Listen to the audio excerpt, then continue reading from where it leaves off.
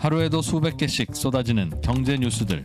복잡하고 재미없고 깊이가 없어서 실망하셨습니까? 복잡한 건 쉽게, 쉬운 건 재밌게. 재미있는 건 깊게 전해드립니다. 뉴스는 이해다. 언더스탠딩. 유튜브에서 언더스탠딩을 검색하세요. 좋아요 안 누른 당신 부끄럽군요. 구독 누르세요. 네. 자, 2교시는 최상욱 작가님. 네. 부동산. 재미있는 부동산 이야기. 결국은 뭐 집값이 어떻게 될 거냐 이 얘기 하겠죠? 뭐 결과적으로는 부동산과 관련해서는 뭐 결국은 그걸 텐데 자꾸 그런 거 물어보지 마세요. 아니 오늘 주제도 그거 같아서 주제가 뭔가 궁금해서 공급 얘기. 바로 여쭤보겠습니다. 최상욱 작가님 어서 오십시오. 네, 안녕하세요. 네, 최상욱입니다. 안녕하세요. 네. 네. 국토부가 공급 실적을 발표했다. 예. 이게 원래는 국토부가 연간 그 공급 실적을 정리를 한 것까지는 가끔 했는데 네. 이번에는 심지어 올해 그 가이던스까지 줬거든요. 전망. 포워드 가이던스. 네, 포워드 가이던스를 줬어요. 그래서 이게 처음 있는 일이라 올해 몇 채쯤 지어질 거다. 네, 우리나라에서. 인허가 몇 개고 뭐 준공 몇 개고 분양 몇 채고 이런 가이던스를 줬어요. 그래가지고 이게 생각을 해보시면 그런 거 아니겠습니까? 네. 좀 데이터가 본인들에게 유리하니까 자료를 좀 내는 거잖아요. 네. 그래서 그런 느낌으로 자료를 좀 받아봤는데, 근데 중요한 거는 그래서 작년에 어떤 식으로 좀 그러니까 결산이 됐고 네. 올해 어떻게 가이던스를 줬는지 그거를 한번 다뤄보면 재밌을 것 같아서 갖고 왔어요. 알겠습니다. 네, 그냥 제가 말씀을 쭉 드려볼게요. 그냥 말씀 주세요. 네. 일단은 주택 공급 드릴게요. 실적은 크게 네 가지로 나뉘는데요. 첫 번째는 선행 지표라고 할 수 있는 게 인허가거든요. 네.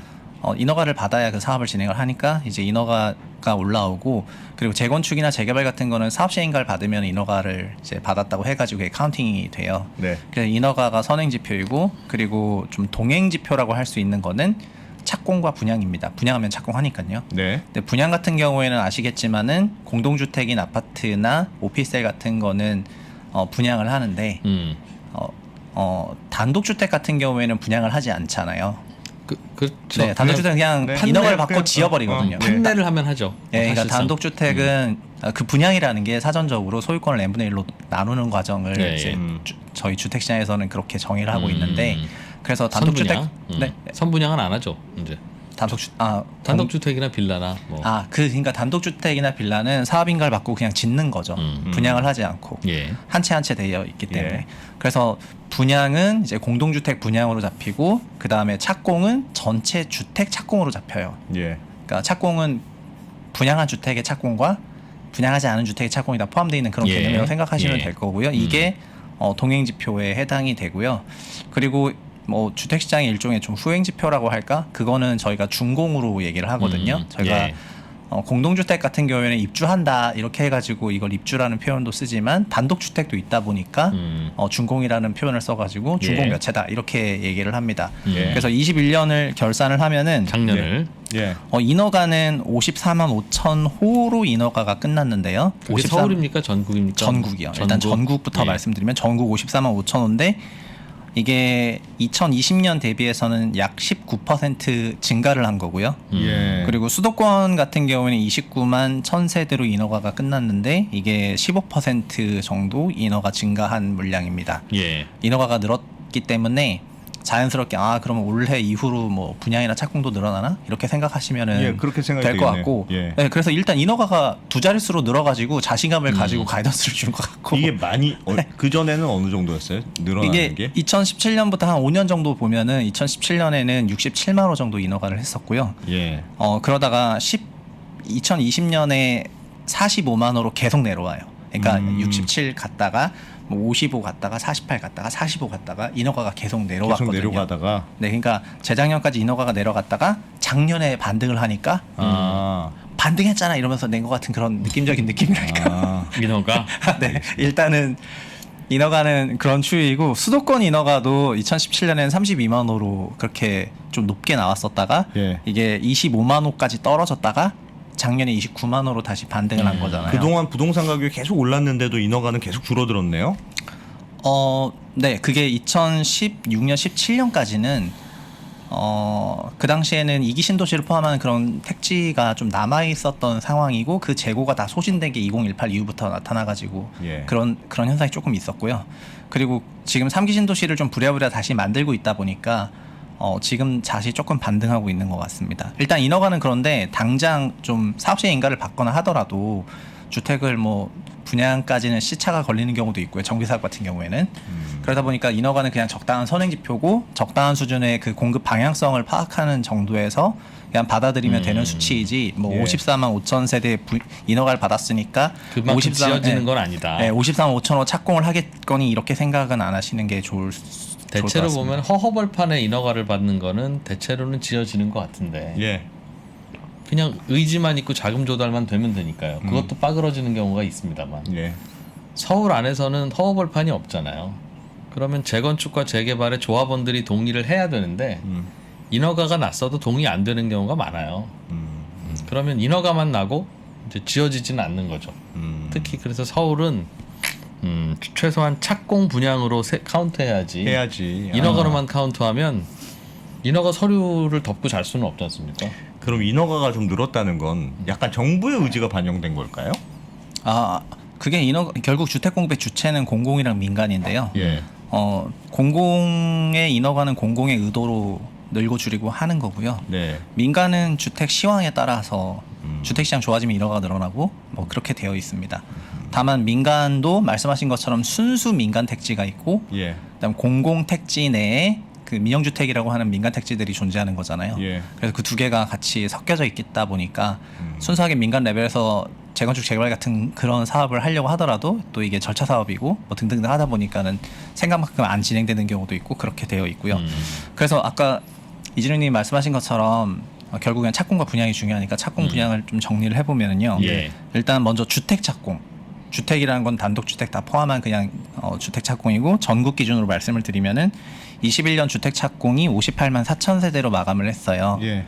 58.4만으로 마감을 했고 이게 12% 증가한 겁니다. 20년 대비해서. 20년이 52만 세대 정도 되는데 그거 대비해서 12% 늘어난 거고 주택 착공은 2017년에도 54만 호 정도밖에 되지 않았기 때문에 예. 작년에 착공이 꽤 많았다는 거를 아실 수가 있을 것 같고요. 그래서 21년 착공이 늘었다는 거는 24년 정도의 준공이 또 늘어난다는 말과 비슷하지 않습니까? 그러네요. 네, 그래서 지금 22년이고요. 예. 그러니까는 뭐라 그럴까 이 착공 물량 늘어난 부분 때문에 또 갑자기 국토부가 자신감을 가져가지고 이 자료를 만들었다 이런 생각이 드는데 수도권 기준으로 주택 착공은 30만 호였고요 작년 말 기준으로 이게 8% 정도 늘어난 숫자라고 생각을 하시면 될 것 같습니다. 그리고 저희가 착공은 주택을 다 포함하는 거다 보니까 아파트를 이제 좀 물어보시는 분이 많은데 전국 기준 아파트 착공도 47만 호로 12% 증가를 했고요. 작년에 전체적으로는 착공량이 많았다 이렇게 생각하시면 좋을 것 같습니다. 그럼 왜 그래요? 왜 착공 뭐 어떻게 해석하면 돼요? 착공이 많았다는 건? 착공이 많았다는 거요? 그거는 그 인허가가 뭐라 그럴까 인허가로부터 이렇게 자연스럽게 돌아서기 시작했다는 걸로 생각하시면 될 것 같아요. 열심히 진도 네. 빼고 있다는 거죠. 즉 집값이 오르면 전국의 착공과 분양은 늘어나요. 왜냐하면 이렇게 집값 오르는 이 분위기에 얼른 분양해야지 돈 버니까.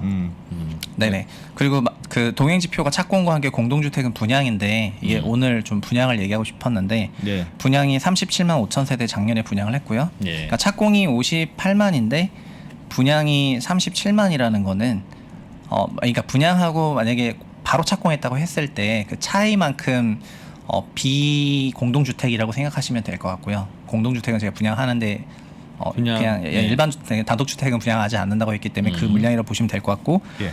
이게 분양 37만 5천 세대는 작년 그 재작년 대비해서 8% 정도 늘어난 건데 다만 이 서울 시민 같은 경우에는 작년에 분양이 거의 없다라고 체감이 되는데 원밸리 같은 그런 초고가 단지를 제외하고 작년에 분양이 9천 세대 있거든요 서울에. 작년에요? 네네 평균 서울시가 3만 5천 4만 정도를 분양을 해왔는데 작년에 9천 세대 정도 분양을 했고 그래서 인서울은 분양이 정말 없었는데 어쨌든 전국 기준으로 37만 5천 세대로 8% 정도 늘었고 예. 근데 다만 작년부터 사전 청약이 추가가 됐거든요. 네. 이 사전 청약 3만 세대를 더해가지고 37만 5천 세대를 댔고요.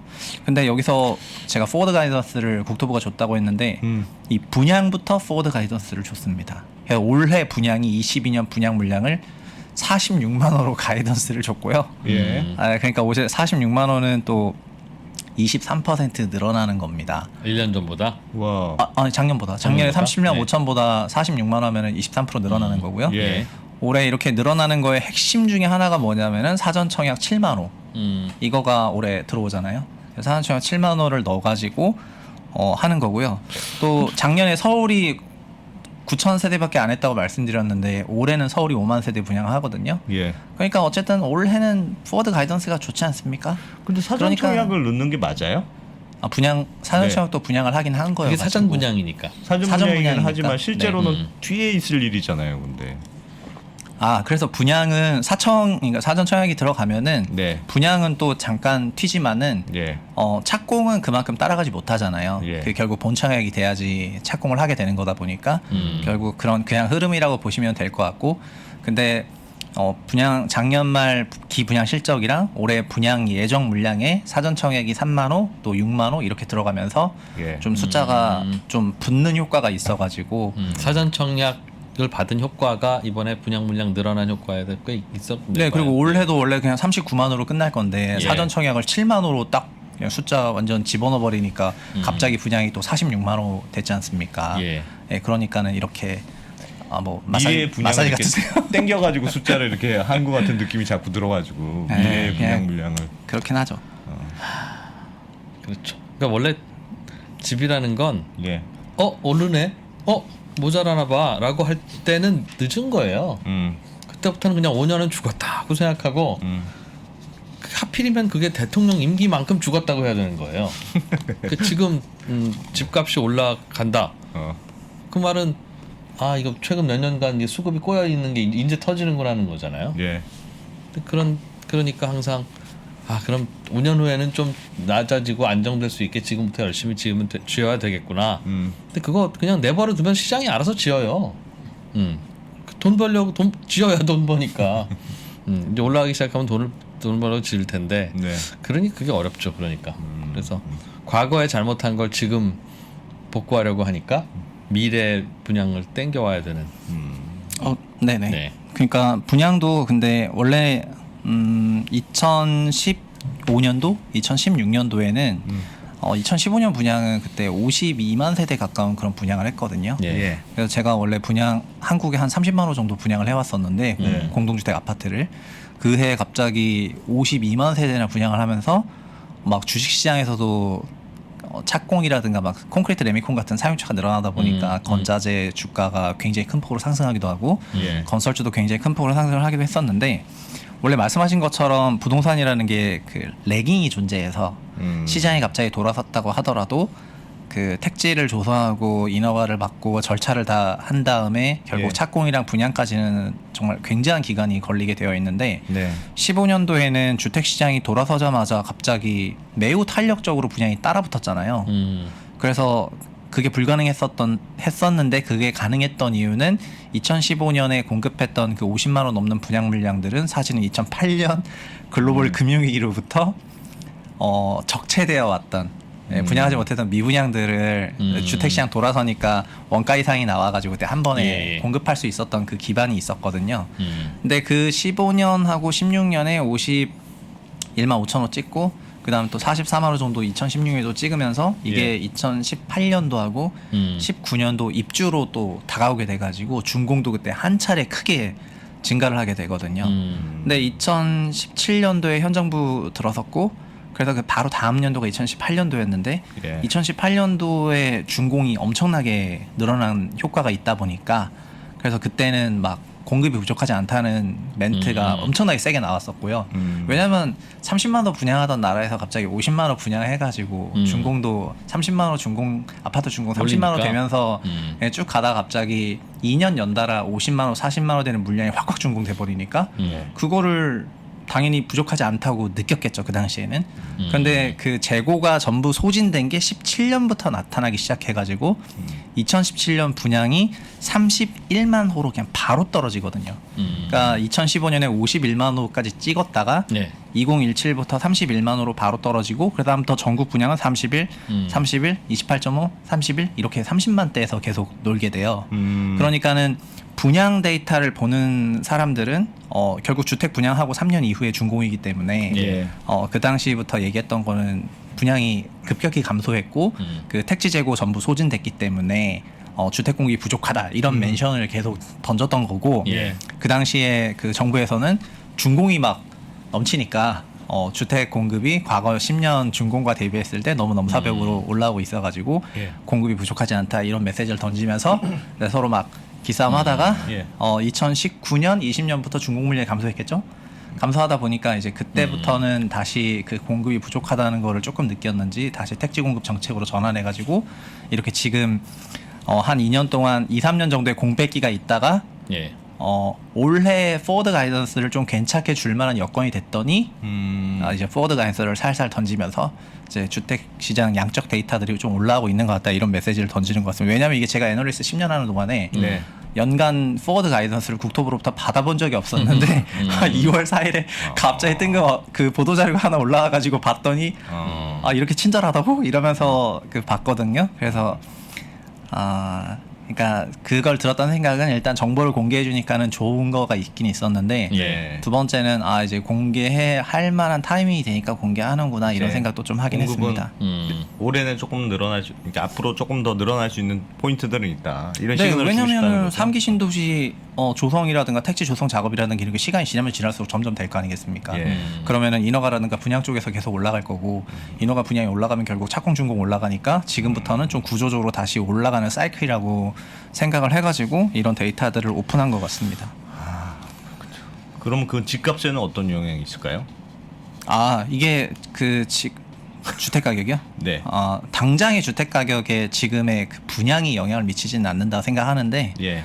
결국에는 이게 장기적으로 주택 공급이 늘어날 거라는 그런 생각으로 인해 가지고 좀 뭐라 그럴까 당장의 주택 수요를 좀 완화시키는 그런 현상은 있을 거라고 생각해서 어쨌든 공급 효과는 있다고 봐야지 되니까요. 수급으로 예. 움직이는 거니까요. 근데 이 숫자를 보면 내가 거주하고 싶은 곳에도 넉넉한지 아니면 다른 곳이 넉넉한지가 구별이 돼 지역별로도 나와 있습니까? 네. 그 분양 같은 경우에도 그 시도별로 시군구별로 다 그 분양 데이터가 나오기 때문에 제가 네. 전국과 수도권으로 그냥 묶어서 말씀드렸지만 뭐 그냥 2020년에 34만 9천 세대 그런 분양만 하더라도 예. 그 지역별로 다 소팅이 되거든요. 21년도 그렇고 21년에 그 분양한 거나 20년에 분양한 거나 지역별로 전부 다 소팅이 됩니다. 그래서 예. 그냥 지역별로 뭐 한 몇 호가 됐고 늘고 줄었고 이렇게 한 부분들은 다 확인하실 수가 있으세요. 항상 이렇게 지역 구분을 해오면 예. 수도권 이렇게 해줘요. 근데 전 국민의 반가량이 수도권에 살잖아요. 네. 그러니까 나는 강서구 가양동 근처에 뭔가 좀 필요한데 하는 분이 경기도 양주에 있는 물건까지도 같이 섞여 있는 이거 숫자를 보면 어떡하지 이거? 이게 내 거야 아니야라고 알 수가 없는데 네네. 굳이 안 나누는 이유가 있겠죠. 그러니까 서울과 발표할 때요? 경기도로 나누면 또 아니요. 발표할 때 그러니까 힘들- 지자체로 다 힘들죠. 나눠서 발표를 해줘요. 근데 예, 연간 통계를 뭐 서울, 경기, 부산, 인천, 대구, 뭐 예. 광역시로 오늘 다 말씀드리기보다는 전체적인 그 흐름이 그렇다는 아. 거를 말씀드린 부분이고. 네. 그 예를 들면 서울만 하더라도 2020년에 3만 2천 세대 분양을 했는데 작년에 9천 세대였지 않습니까? 올해는 좀 괜찮아집니까? 올해 5만 세대 하니까. 이제 서울 안에서 5만 세대를 해줘요. 올해? 네, 그게 둔촌주공 다 미뤄지고 저희 한 번씩 다 다뤘잖아요. 작년에 미뤄진 거. 네네, 그 다 미뤄져가지고. 예. 그래서 뭐 이런 것들이 올해 다 그 펜딩 물량으로 분양이 예. 나올 예정이다 보니까 평균 원래 한 3만 5천 세대 분양을 해야 되는데 작년 예. 같은 경우에 9천밖에 못했으니까 작년 엄청난 그런 분양 쇼크가 있었던 거죠. 네. 예. 네. 그러다 올해 다시 올라오니까 작년이지 않냐 약간 이런 이런 거여가지고 네. 네, 그렇게 나왔습니다. 5만 세대. 네. 그거는 일정대로 좀 다 됐으면 좋겠네요. 네. 그러게요. 청약 좀 물량이 좀 작년에 안 나와야죠. 됐던 이유가 올해는 좀 해소가 됐습니까? 그게 아시겠지만 작년 9월에 분양가 상한제 또 한번 바꾼다 그래가지고 원래 분양이 봄 분양이랑 가을 분양이 많이 있는데 예. 네. 작년 같은 경우에 그 분양가를 산정하는 그런 기준이 하반기에 바뀔 거여가지고 예. 분양 시점이 전부 다 그냥 올해로 미뤄져 버린 거고요. 분양가 상한제가 좀 완화될 것 같은 느낌이라서. 네, 그 현실화를 또 저희가 그게 완화를 하면은 예. 또 분양 가격이 9억 원을 넘냐 마냐를 가지고 특별 공급이 들어가냐 마냐가 결정되기 때문에 그게 어떻게 보면은 상당히 예민한 이슈일 수 있다 하면서 예. 한번 다뤘었잖아요. 예. 예. 그래서 그거 가지고 9억을 그러니까 비싸게 분양해 사업주 소유 입장에서 좋은 거다 보니까 네. 몇 달 더 늦춘다 하더라도 그렇죠. 네, 분양가를 높이는 게 유리하다고 생각해서 계속 분양가를 좀 끌고 가는 그런 부분이 조금 있어 보이고 그래서 올해는 뭐 분양을 해야 되는 시점이니까 할 걸로 보고 있죠. 알겠습니다. 올해는 둔촌주공은 올해 꼭 한다는 거죠. 어떤 일이 있어도 안 할 수는 없습니까? 올해도 거의 지금 거의 다 주지 않았어요. 이제 진짜로 마지노선 아니에요? 거의 후분양이에요 거의. 거의 후분양이에요. 네, 거의 거의 후분양 아니에요? 거의 후분양 임박했기 때문에 지금 빨리 하긴 해야 돼요. 더 늦지 힘들 거는 같은데. 잠깐 후분양을 네네. 하면 분양가 상한제를 적용 안 받아도 아니요, 되지 않습니까? 후분양까지는 분양가 상한제 적용 받습니다. 아, 그래요? 분양가 상한제라는 거는 네. 선분양이든 후분양이든 그 분양 가격에 대해서 그렇죠. 예, 원리 분양가 결정하는 심사를 안 거고. 받는다 뿐이겠죠. 예, 그러니까 후분양도 그 분양 보증을 받아야 되기 때문에 분양가 심사를 받고요. 네. 그 어떤 부분 말씀하신 거냐면은 임대 후 분양 전환 주택이 있습니다. 그러니까 그 민간 뉴스테이 같은 네. 10년 네. 장기 임대로 임차인을 먼저 선정을 하고 그 임차인들한테 주택을 우선 분양 받을 수 있는 그 옵션을 주는 형태의 주택이 예, 요즘 예. 좀 지어지고 있는데 이거는 10년 후에 전환하는 거기 때문에 이거는 이제 분양이 아니어가지고 분양가 산정과 무관해서 이런 식으로 분양가 상한제를 회피하기 위한 방식으로 많이 도입이 됐죠, 작년 재작년에. 네. 알겠습니다.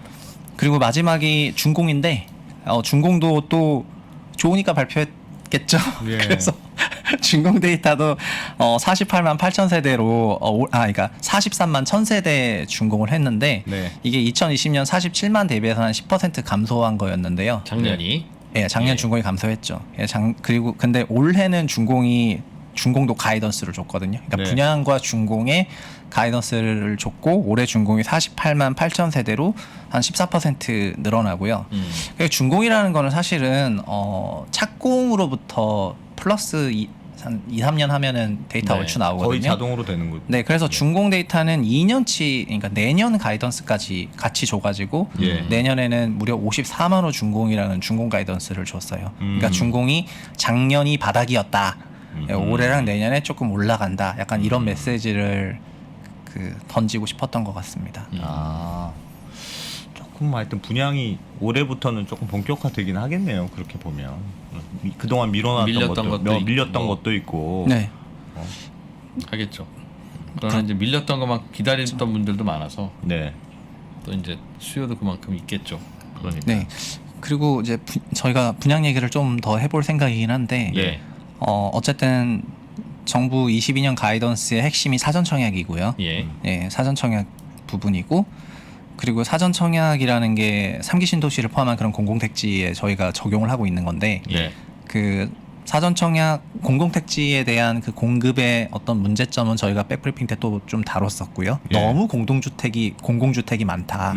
그리고 청약 가점제 100%라는 그런 제도 때문에 어떻게 보면은 그 연령대가 너무 그 고연령대로 예. 배치가 될 수밖에 없다. 당첨이 네. 가점제 100%가 적용이 되는 그런 지역이니까. 예. 그래서 그런 문제점을 한 7, 8월에 얘기를 하고 작년 9월에 청약제도 그 가점제에 대한 부분이 생애 최초하고 신혼부부 특별 공급에 대해서 좀 개정하겠다고 얘기가 나와서 작년 11월부터 생애 최초 특별 공급하고 신혼부부 특별 공급에는 가점제만 적용하다가 갑자기 30%의 추첨제가 도입이 되면서 예. 좀 추첨제가 확대되는 국면으로 청약제도가 약간 바뀌었거든요. 예. 그래서 올해도 그렇게 사전 청약이 7만 세대가 되는데 이 전체 특별 공급이 이제 공공택지 특별 공급은 무려 국민주택 같은 경우에는 85%나 되는 엄청난 비중으로 나오게 되어 있는데 그 엄청난 비중에서 신혼부부랑 생애 최초가 거의 차지하는 게 절반이 넘기 때문에 예. 근데 거기서 어쨌든 30% 정도는 추첨제로 나오니까 예. 연령대가 좀 젊으신 분이라 하더라도 본인 가점이 40점, 30점 막 이런 식으로 좀 낮아도 지금 추첨제로는 넣으실 수가 있거든요. 그래서 사전청약에 이런 부분을 한번 알아보셨으면 좋을 것 같아서 이제 이 뉴스도 같이 갖고 왔죠. 사전청약. 네네. 사전청약에는 가점 높지 않아도 참여할 수 괜찮다. 있다는. 네. 예, 기본적으로 네, 뉴스 화면을 한번 보시면은요. 예. 그러니까 저희 올해 화면 한번 띄워주세요. 8일부터 민간 올해 첫 민간 사전청약 시행한다고 해서 이제 했는데 이 민간 사전청약을 뭐 작년 민간 사전청약이라는 것부터 일단 언급을 드리면은요. 예. 국민주택이 있고 민영주택이 있지 않습니까? 예. 국민주택은 공공이 시행이고 민영주택은 민간이 시행인데 네. 이런 원래 작년에 3만 호 사전청약은 국민주택에만 사전청약을 받았었거든요. 예. 11월 전까지는. 근데 국민주택만 사전청약을 하니까 국민주택은 85%가 특공이고 예. 15%가 일반 공급인데 15% 일반 공급하는 것도 전부 순위순차제라 해가지고 청약통장 예치 금액이 많아야 되는데 청약통장 예치 금액을 월 10만 원씩 인증을 해주는데 막 2천 몇백만 원씩 나오니까 그러면 20년간 계속 예. 예치해야 된다는 예. 컨셉이어가지고 당첨자 연령대가 높을 수밖에 없었는데 네. 어쨌든 국민주택에 사전청약이 나오니까 자연스럽게 나온 얘기가 뭐냐면은 왜 그럼 민영주택에는 그 사전청약 안 하냐 이런 얘기가 나와가지고 작년 11월에 그럼 민영주택도 사전청약을 받겠다 해서 작년 11월부터 시작을 했습니다. 예. 그래서 올해는 민영주택 사전청약이 거의 절반 정도 될 정도로 물량이 확 늘어서 민영주택도 사전청약을 많이 하는데 일단 국민, 민영 이렇게 두 꼭지가 있잖아요. 예. 네, 국민은 특공이 85%로 특공이 엄청 많아요. 예. 그러니까 특공 아닌 나머지 15%는 일반 공급인데, 그러니까 국민주택이라는 거는 특별하지 않으면 되기가 어려워요. 예. 컨셉상. 네, 자녀가 많다거나 뭐 네. 그런 거죠. 특별하신가요? 예를 들면은 다자녀나 신혼부부나 생애 최초 같은 네. 분들을 저희가 네. 특별하다고 하거든요. 예. 네, 특별하지 않으면은 국민주택은 당첨이 되기 어려워요. 예. 그러면 특별하지 않은 분들을 위한 민영주택이 존재하는데 네. 이 민영주택도 특별 공급이 무려 63%나 돼요. 예. 네. 그렇지만 어쨌든 37%는 순수 일반 공급이니까 그래도 일반 공급 많네요. 비중이 조금 그래도. 있고요. 특공이. 네, 맞아. 특공이 엄청 많죠. 특공이 엄청 많은데 그 63%에서 20%는 신혼부부고 또 20% 생애 최초거든요. 예.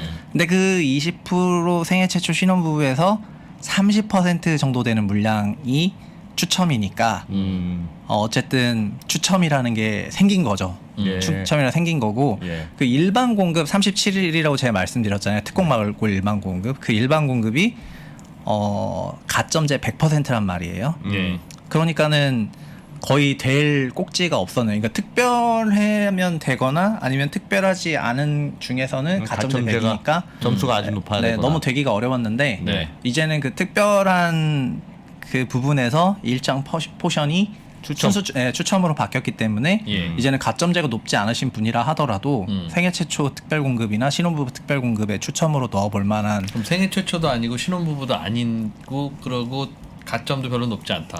그거를 이제 그 해리포터에서 머글이라고 아니 그러니까 그게 무슨 말이에요? 그런 그러니까 무주택자는 어떡합니까? 특별 공급인데 네. 특별 공급이면 특별한 사람이 받는 거잖아요. 네. 물량을 네. 뭐 생애 최초거나 네. 뭐 다자녀거나 뭐 그런 분들이 받는 건데 음.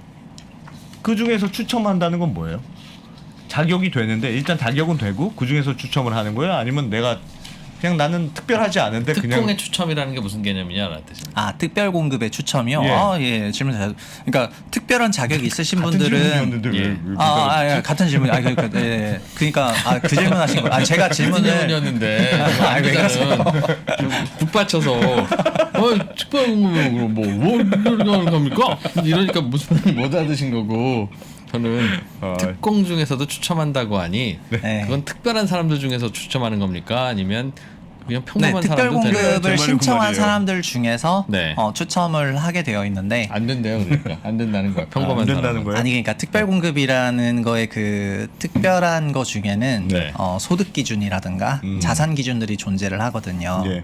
그러니까 그런 자격이 다 그러니까 신혼부부 특공이든 생애 최초 특공이든 그 각각 신혼부부이면서 예. 근데 갑자기 뭐 너무 초고소득인 신혼부부는 안 된다거나 이런 게 존재한단 말이에요. 그렇죠. 특별 공급이다 보니까. 예, 예, 예. 근데 그 자격이 되면은 일단 신혼부부 특별공급에 넣을 수 있는데 넣다 하더라도 예. 종전의 신혼부부 특별공급 당첨 방식은 자녀 수가 몇 명인지 예. 이런 거에 따라서 또 점수제를 채택해 버리다 보니까 그렇죠. 예.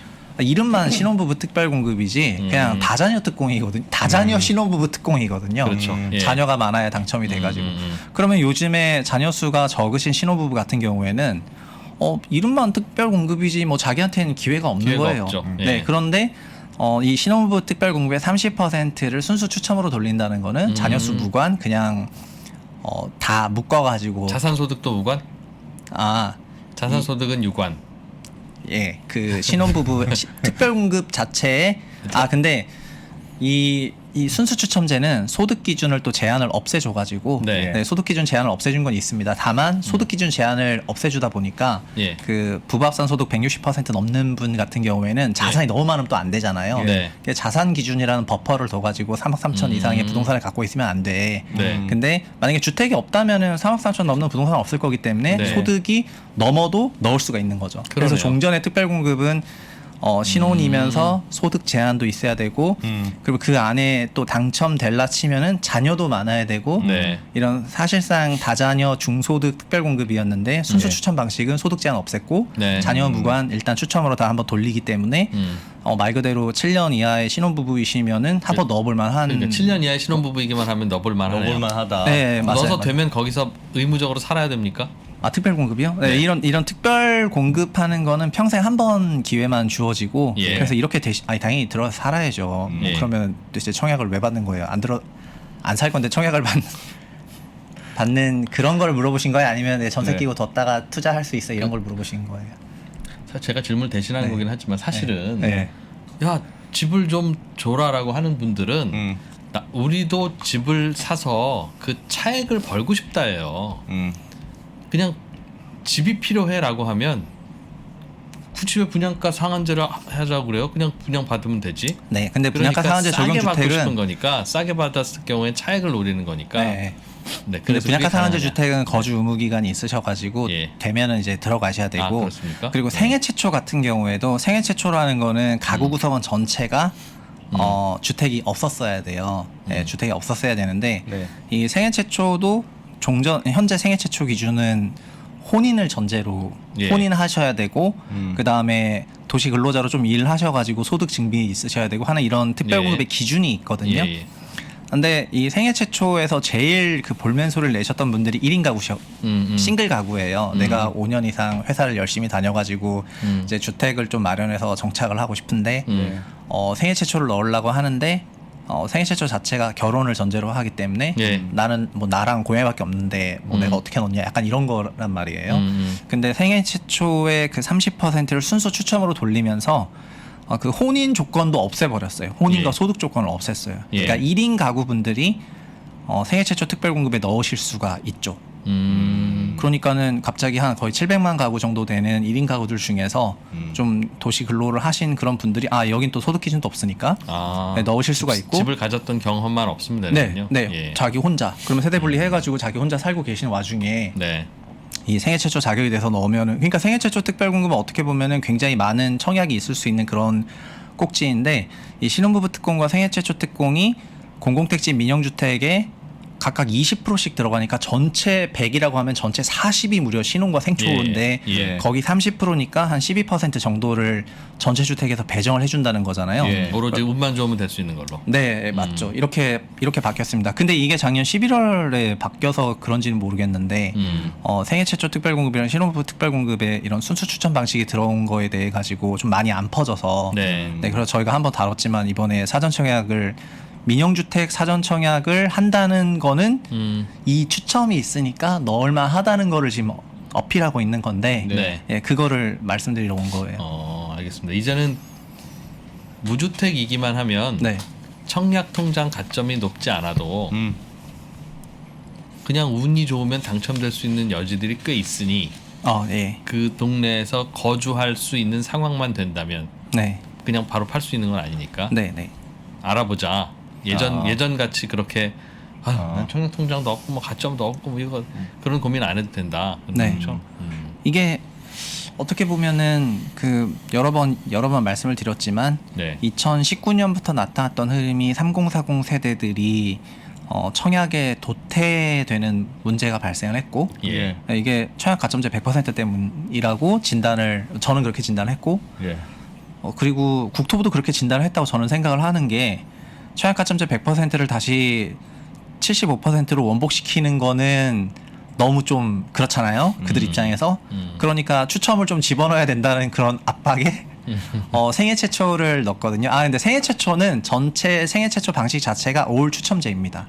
예. 그러니까 아까 신혼부부 같은 경우에는 신혼부부 특공이나 그런 거는 이제 점수제가 존재해서 소위 자녀가 많은 신혼부부가 순으로 당첨이 되는데 예. 생애 최초 전체 방식은 그냥 20% 공급 전체가 다 일단 순수 추첨을 해버리거든요. 예. 그러니까 그 생애 최초를 대폭 늘렸다는 것 자체가 청약제도의 추첨이 사라지다 보니까 나오는 어떤 문제점들이 있다는 거를 그들 스스로 인지를 해가지고 2020년에 청약제도 개편을 할 때 생애 최초를 대폭 보강을 해 놓은 게 청약제도 한 번 바뀐 거였어요. 예. 근데 바뀌다 보니까는 자연스럽게 도태되는 부분이 나홀로 가구가 도태가 되다 보니까 그렇죠. 이번에는 그것도 좀 열어줘가지고 그 예. 생초의 30%는 1인 가구도 넣을 수 있다. 1인 그리고 가구. 그러면은 소득이 높은 사람은 또 청약 안 되지 않냐 하니까 소득이 높은 사람을 뭐 다 넣는 건 좀 그렇고 예를 들면은 신혼부부 중에서 소득이 높은 알겠어요. 사람은 알겠어요. 좀 넣어주겠다 해서 또 넣어준 거고 그럼 1인 가구인데 소득이 높은 사람은 어떻게 합니까? 그거는 그럼 1인 가구 소득이 높은 사람은 또 생애 최초로 집어 이러면서 하고 있거든요.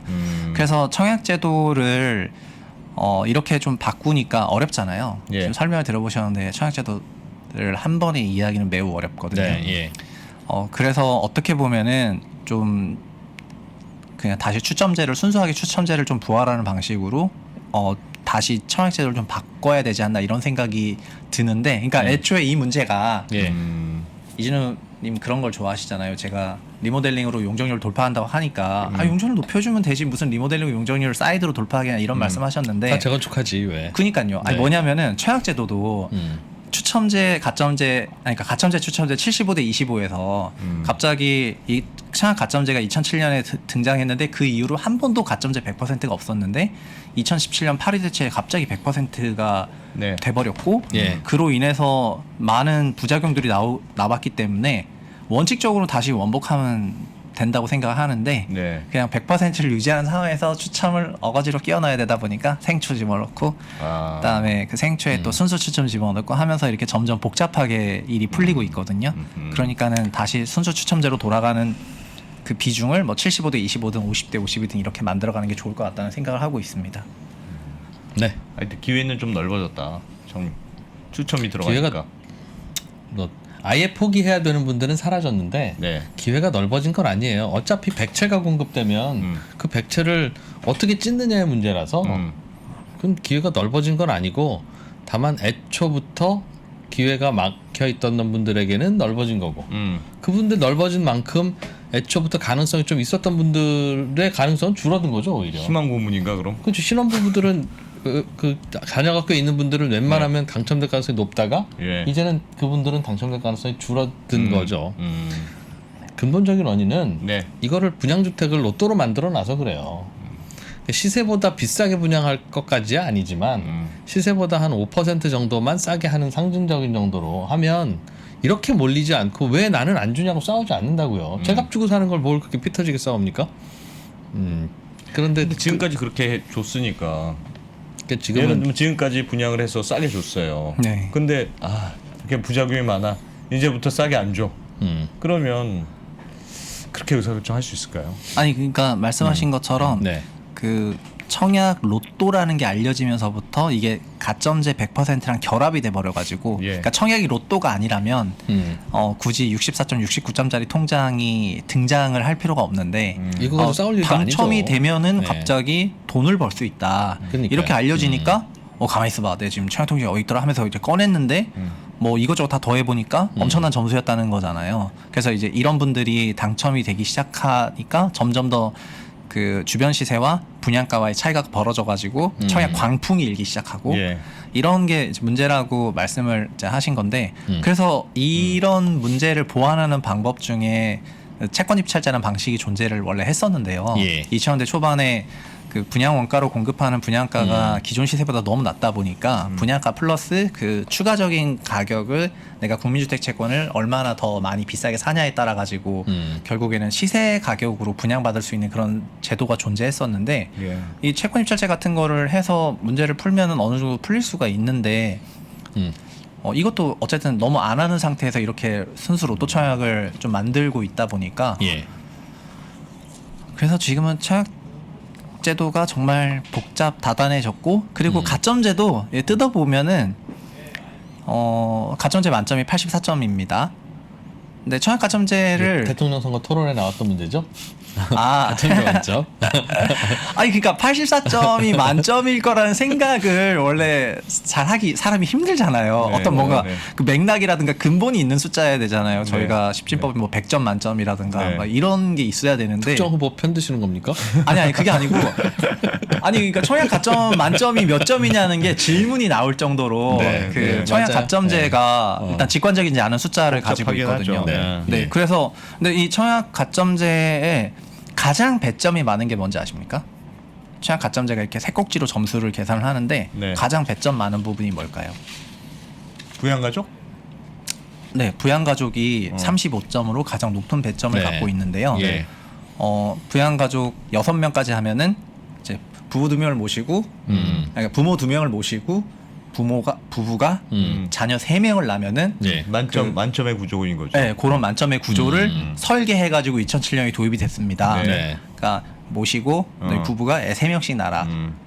애 3명 넣으면 다자녀 뚜껑을 넣지. 어쨌든 근데 이제 이렇게 설계를 했는데 네. 무주택 기간이 1년부터 15년까지 무주택 기간에 따라서 그 점수 배점이 32점 돼 있거든요. 네. 네. 네. 그러니까 청약 제도라는 게 무주택으로 오래 거주하셨던 분들한테 과거에 조금 이렇게 순차적으로 주는 그런 컨셉이었는데 네. 07년에 가점제로 바뀔 때 약간 어떤 이유에선지 모르겠지만 무주택 기간보다 부양 가족이 훨씬 더 많은 점수를 받아버렸어요. 예. 그리고 무주택이라는 거는 조작이 안 돼요. 제가 무주택 기간이 이거 그렇죠. 제 그렇죠. 주민등록에 다 남아 있고 나오니까. 다 예. 있기 때문에 네. 제가 무주택 기간 뭐 13년 차인데 저 사실은 무주택 기간 3년 차인데 뭐 13년입니다. 이렇게 가짜로 뭘 할 수가 없어요. 네. 근데 부양가족은 한 명당 5점이다 보니까 한 명당 2.5년씩의 그 무주택 기간에 해당하는 엄청난 점수인데 예. 그러니까 막 그 장인 장모님 좀 모시고 싶고 막 이렇게 막 하고 네. 싶어가지고 그 주민등록표에 등재시켜서 가짜 피부향도 굉장히 많이 발생을 그러니까요. 하고 예. 그래서 이거를 잡아내기 위한 노력이 또 굉장히 들어가거든요. 너 진짜 부양이야? 막 이렇게 하고 있단 말이에요. 그래서 그러면 현재 청약 가점제 84점 만점에서 이게 부양가족 수가 많으면 많을수록 당첨되는 구조라는 말이잖아요. 예. 현재 시스템 예. 상에서는. 예. 그럼 왜 그러니까- 그렇게 했어요? 그러니까 이것도 약간 그냥 근본으로 돌아가면 되게 맥락에 맞지 않는 점수 제도인 것 같아요. 그래서 그냥 저한테 만약에 청약 제도를 바꿀 수 있는 권한을 주신다면 무주택 기간에 대한 가점을 차라리 좀 늘려서 그리고 또 점수 제도 그냥 100점으로 좀 직관적으로 만들고 그다음에 부양가족 같은 경우에도 뭐라 그럴까 너무 점수 배점이 좀 높고 이런 부분 고칠 게 많다고 생각합니다. 그러니까 젊은 사람들 입장에서는 꼭 젊은 사람을 대변하는 것은 아니지만 예. 도저히 속일 수 없는 무주택 기간으로 32점밖에 받지 못했으나 그러니까 대부분이 그런 건 아니지만 누군가는 이게 부적격 당첨자가 나오는 상당한 사례 중에 부양가족 수를 잘못 기재한 사례가 매우 많거든요.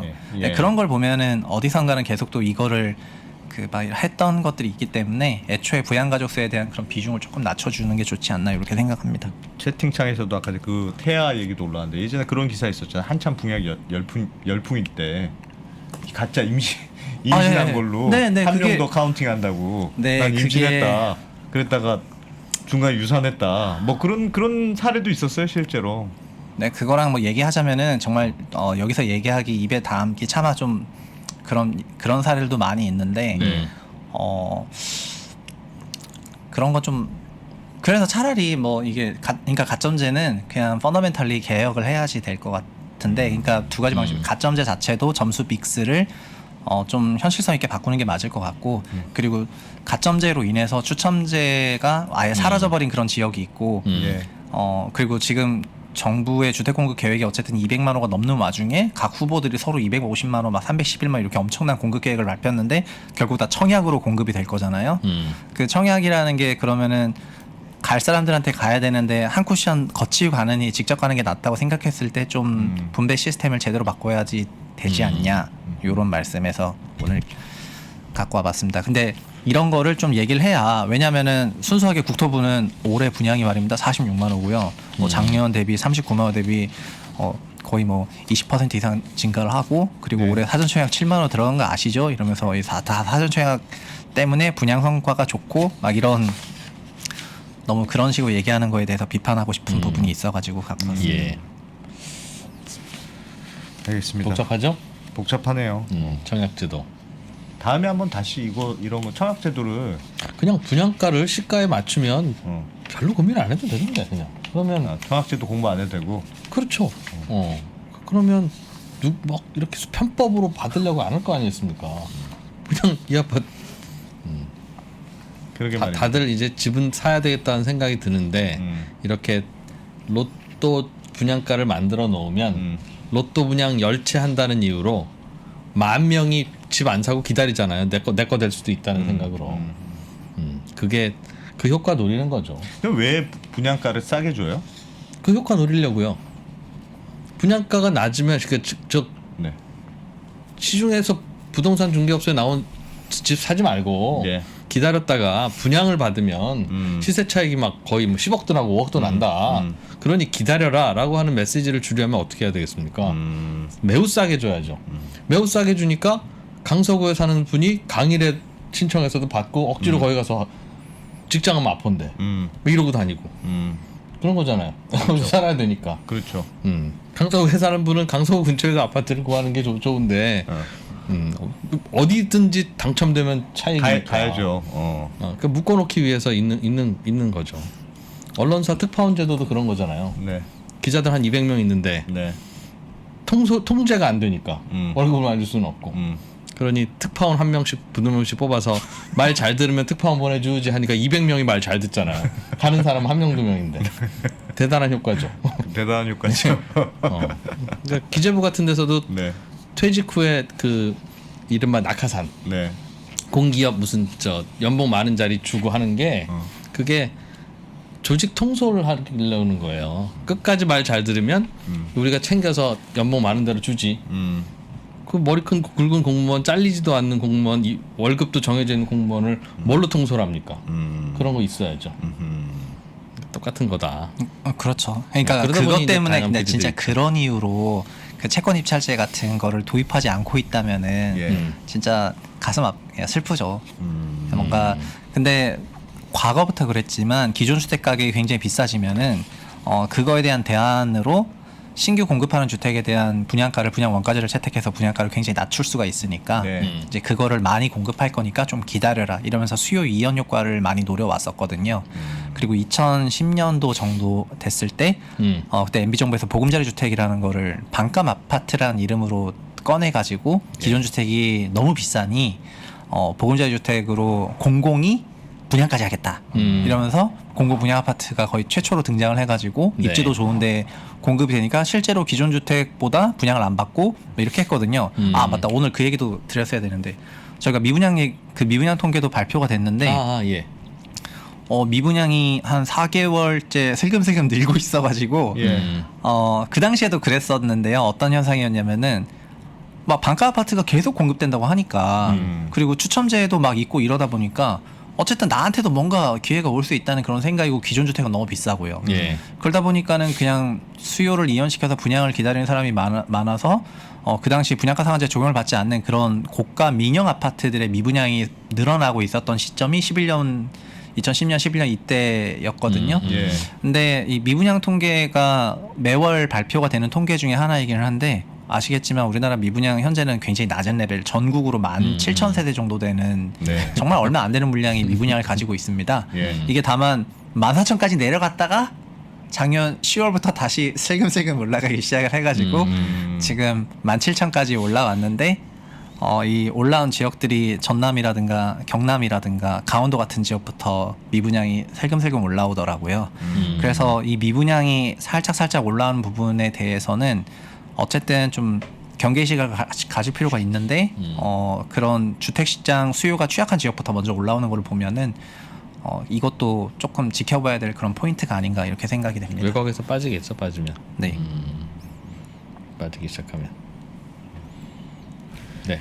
근데 보통 이거는 항상 이렇게 몇만 채가 공급된다, 뭐 얼마다 이런 얘기를 들으면 네. 막 30몇만 채, 뭐 5만 채. 저는 만 채만 돼도 굉장히 많은 숫자인 것 같아요.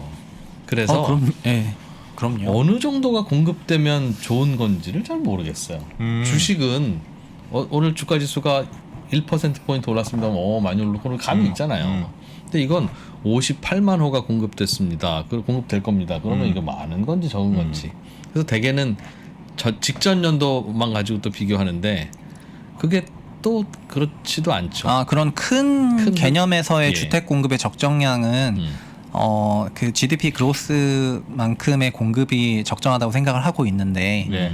예를 들면 저희가 2.5% 성장하는 나라라고 한다면은 한국의 기존 주택이 2,200만 호 정도 있거든요. 네. 그럼 2,200만 호 곱하기 2.5% 하면은 거의 한 50만 호 가까운 그런 주택 공급이 나올 거예요. 그러니까 이제 그 정도가 공급되면은 그냥 경기 성장만큼 그러니까 GDP 올라간다는 거는 저희 소득이 늘어난다는 거니까 예. 그 우리 소득 늘어나는 만큼 누군가는 그 2,200만 원 중에 누군가는 좀 모으고 모아가지고 집을 좀 살 거잖아요. 예. 그게 그 주택 공급 신규 주택에 대한 수요로 좀 올라가는데 그런 정도의 숫자에서 공급이 되는 게 좀 적정한 양이고 실제로 주택 그 수요 예측하는 모형 만들 때 결국에는 소득이 구매력이니까 인구 가구가 늘어나니까 인구 가구 수요를 베이스로 깔긴 깔지만 그 인구 가구라는 거는 구매력의 여부를 계산하지 않고 일단 얘기하는 거잖아요.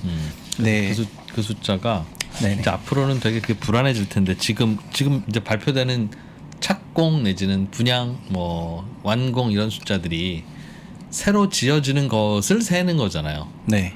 그게 지어지는 과정에서 멸실이 얼마나 됐는지는 그때 다른데 그거는 감안 안 하는 거니까. 네. 즉 순공급이 아니라 그냥 공급이니까 멸실이 별로 안 되는 시점에서의 공급 10만 채는 꽤 도움이 많이 되고 20만 채가 멸실되는 상황에서 10만 채 공급은 큰 도움이 오히려 큰일 났다는 거라서 멸실도 체크를 해야 되는데 지금부터 점점 더 많은 아파트들이나 집들이 멸실될 거 아니겠습니까? 왜냐하면 지금부터 한 3, 40년 전에 굉장히 많이 지어놨으니까 주택들을. 그래서 이제 발표할 때는 그 멸실 물량도 같이 카운트를 해서 멸실이 많으면 공급도 많아져야 되는 것 같아요.